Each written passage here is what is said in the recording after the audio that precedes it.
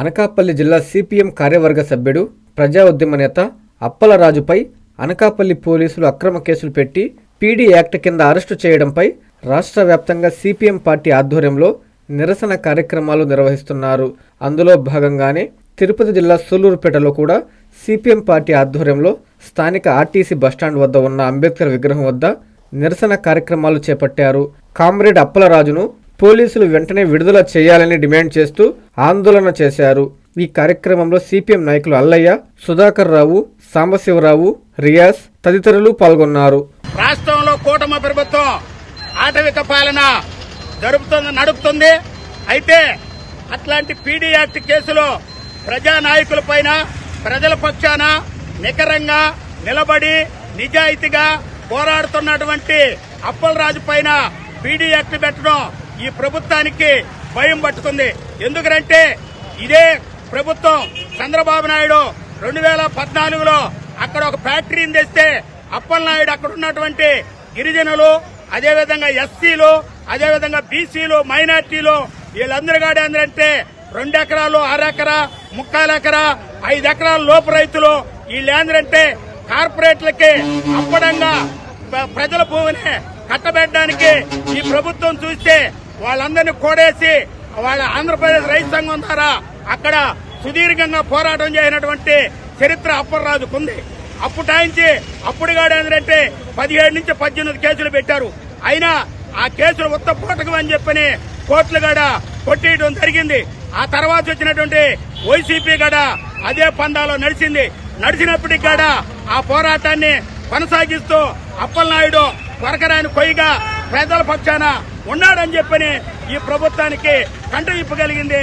అందులో భాగంగానే ఇప్పుడు కూటమి ప్రభుత్వం కూడా వచ్చి అప్పలరాజు పైన పీడీ యాక్ట్ పెట్టడం ఎంతవరకు సమంజసం అని చెప్పని సిపిఎం పార్టీగా ప్రశ్నిస్తున్నాం. పీడీ యాక్ట్ అమలు పరుస్తున్నారంటే అది గవర్నమెంట్ పెట్టే పథకంలో ఒక భాగం.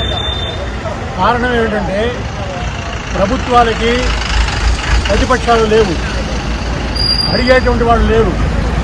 అడుగుతున్నదంతా కూడా కార్మికులు, కార్మిక సంఘాలు, కార్మిక నాయకులు. వాళ్ళకు మిగిలింది ఏంటంటే ఈ కార్మికుల్ని, కార్మిక నాయకుల్ని, కార్మిక సంఘాలన్నింటినీ కూడా సైలెన్స్ చేసేస్తే, మాట్లాడకుండా చేసేస్తే, భయపడితే వాళ్ళు ముందుకు పోరు అనేటువంటి ఉద్దేశం. ఇప్పుడు మొత్తంగా మనం చూస్తే గవర్నమెంట్ నడిపిస్తుంది కార్పొరేట్లు, ఇండస్ట్రియలిస్టు. కాబట్టి మనం సంఘటన కావాలి. ఏ వర్గము, ఏ కార్యకర్తని కాకుండా అందరూ కార్మికులు ఏకమైతేనే కానీ గవర్నమెంట్ ఇలాంటి దుందుడుకు చేస్తున్నాం మనం ఆపలేము. కాబట్టి కార్మికులందరూ కలిసి పోరాడాల్సిన అవసరం ఉంది.